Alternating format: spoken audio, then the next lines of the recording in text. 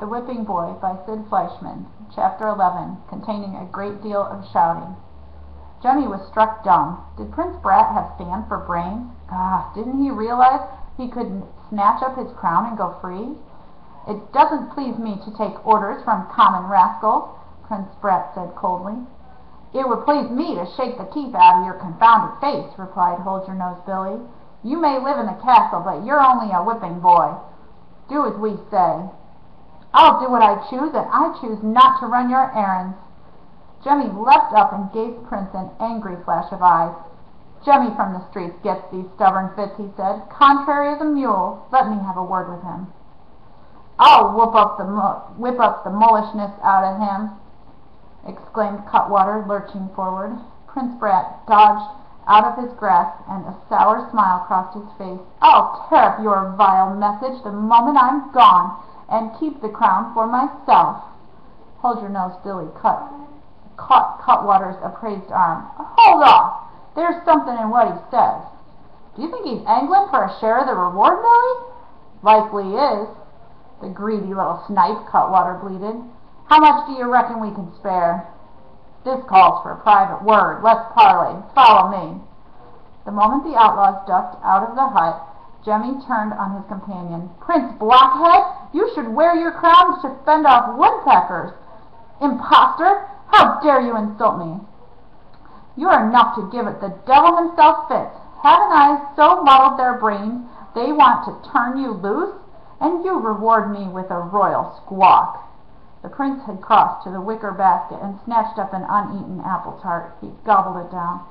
"I'll return to the castle when I'm ready, when I choose, and not a moment before." Jemmy's eyes narrowed sharply. He couldn't fathom what was stirring in the prince's mind. Could he, for once, be concerned with someone other than himself? "It's not me you think you're protecting, is it? You? Knowing they'll knock the daylights out of me soon as they find out I tricked them?" The prince shrugged. "You're quick, boy. You'll think of something." "I've already thought it. Once you're up and gone, I'll slip away, out in the forest. I'll be harder to catch than a flea." "But I'm not leaving," said the prince firmly. "But why? Is it your paw you're afraid of? Is that why you won't go back?" The prince scoffed. "He won't miss me." "Course he will. Let him wait, and mind your own affairs, whipping boy." "It is my affair. Do you reckon you're out on a lark, with murderers outside?" The murderers shuffled back into the hut. Hold-your-nose Billy fixed Prince Brat with a hairy smile. "Never let it be sung about that me and Cutwater ain't generous to a fault, lad. We'll share out with you a bucketful of gold and jewels." "No," replied the prince flatly, as if he'd been offered a bucketful of coal. "Don't run me out of patience," warned the huge outlaw. The prince remained defiant. "I'm staying." Hold-your-nose Billy ripped off his leather belt. "I'll lash a bit of sense into your head." Jemmy saw the Prince Brat was going to shift his ground. "You don't need my whipping boy to get into the castle. There's a better way." "Do say!" exclaimed Cutwater doubtfully. "My horse," remarked Jemmy. "That's your messenger, sirs." Hold-your-nose Billy gave a snort. "Ha! That fine beast? We've been afoot since our skin-poor horse turned up heel. We need a mount in our line of work." "Nitwits!" exclaimed Jemmy, as if his own princely patience were at an end. "With rings on your fingers and gold in your pockets, you can take to the roads like gentlemen. You'll be traveling about in fine coaches. But first, you've got to lay hands on the treasure." Cutwater made a sound through his nose like a pitch pipe. "With that horse outside?" "One of the king's own. A horse can always find his way home, can't it? That fine beast will make for the castle stables, note and crown. No questions asked." Chapter 12, wherein Jemmy is betrayed. With a gleeful chuckle, Hold-your-nose Billy dropped the ransom note and the golden crown into a dirty linen sack.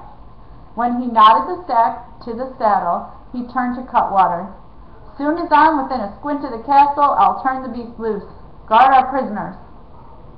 "I'll tie him up," Cutwater wheezed, giving his heavy partner a foot up onto the royal saddle.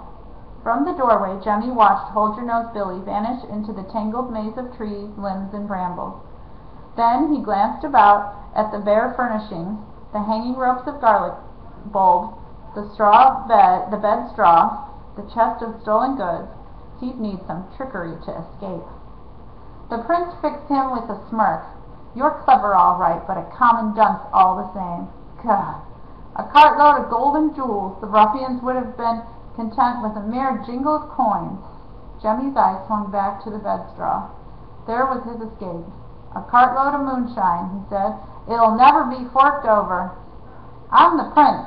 Papa will have to pay it. Jemmy began burrowing like a barn mouse under the moldy straw. Not a bit he won't. Papa will foam at the mouth. Jemmy was disappearing limb by limb under the straw. Think again. It'll be clear as water, the note's a scrimbly-witted fake. Papa will keep me under lock and key after this.